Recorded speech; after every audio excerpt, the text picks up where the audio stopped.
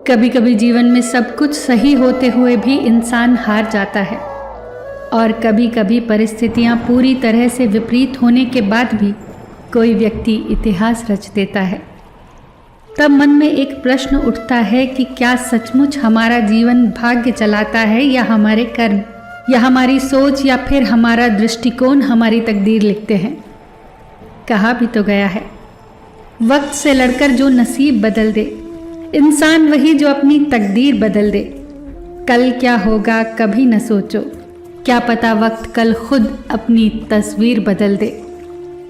लेकिन सच्चाई तो ये है कि ज़्यादातर लोग भाग्य का नाम लेकर वहीं रुक जाते हैं जहां से उन्हें मेहनत शुरू करनी चाहिए थी।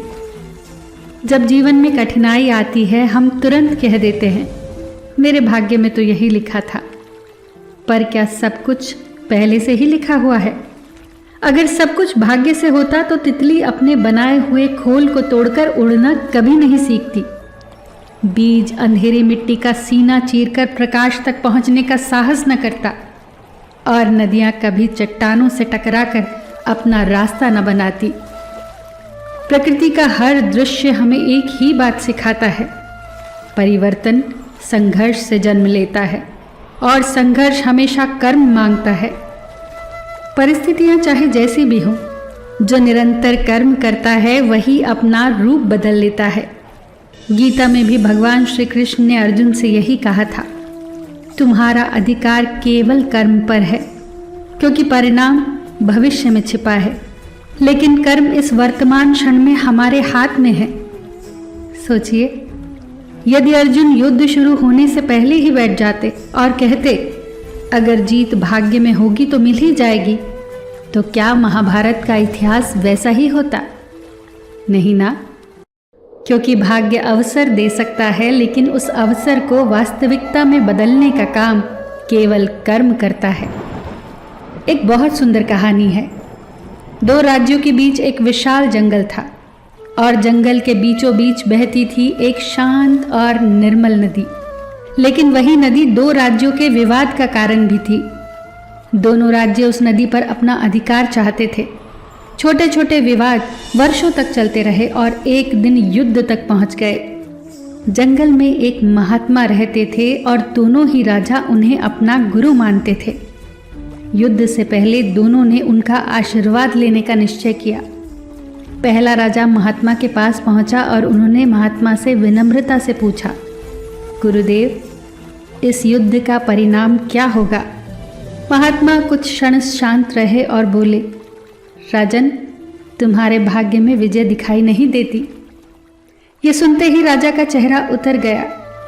उसके मन के भीतर डर पैदा हुआ, लेकिन अगले ही क्षण उसने स्वयं को संभाला। उसने सोचा, यदि हार निश्चित भी है तो भी मैं पूरी शक्ति से लड़ूंगा। मैं ऐसा प्रयास करूंगा कि मेरी हार भी उदाहरण बन जाए। उस दिन के बाद उसने खुद युद्ध की तैयारी शुरू कर दी। वो हर सैनिक से मिला, रणनीति बदली, घोड़ों तक का निरीक्षण किया, दिन रात एक कर दिया। उधर दूसरा राजा भी महात्मा के पास पहुंचा। महात्मा मुस्कुराए और बोले, राजन, भाग्य तुम्हारे पक्ष में दिखाई देता है। बस इतना सुनना था कि राजा खुशी से भर गया। वापस लौटते समय उसके चेहरे पर ऐसे भाव थे कि मानो उसने युद्ध जीत ही लिया हो। वो बिल्कुल निश्चिंत हो गया। धीरे धीरे उसका प्रयास कम होने लगा।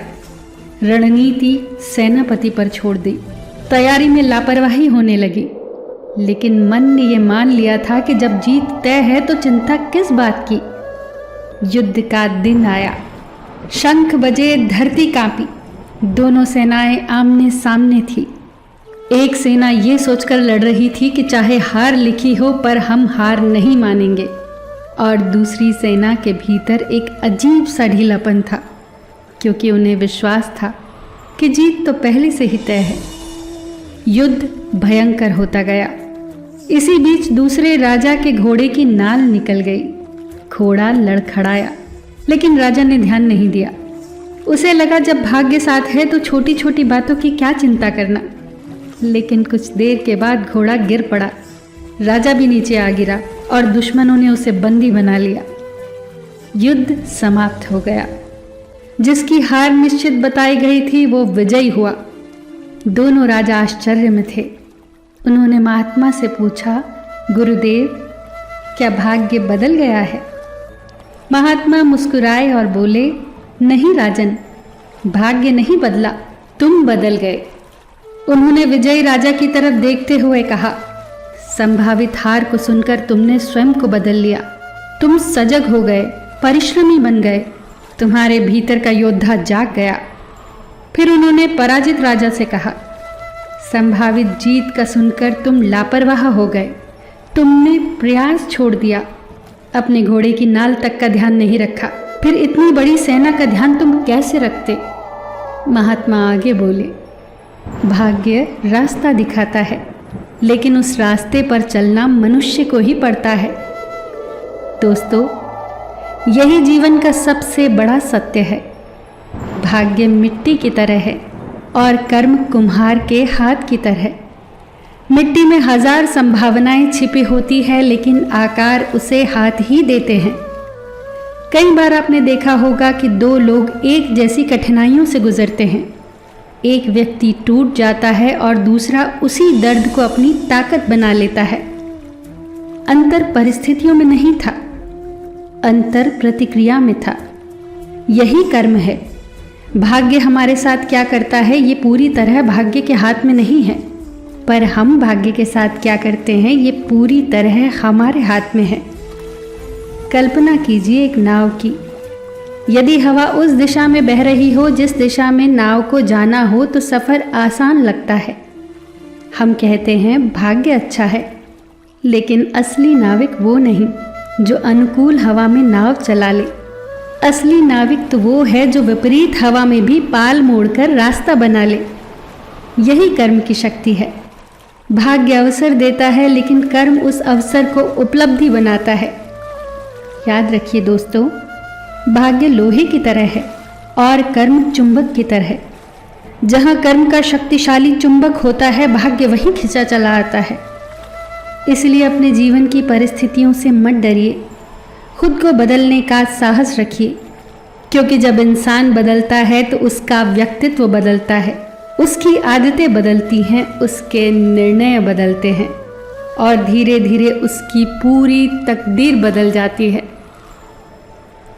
फिर मिलेंगे दोस्तों अगली वीडियो के साथ। तब तक के लिए अपना ख्याल रखना और हमेशा मुस्कुराते रहना।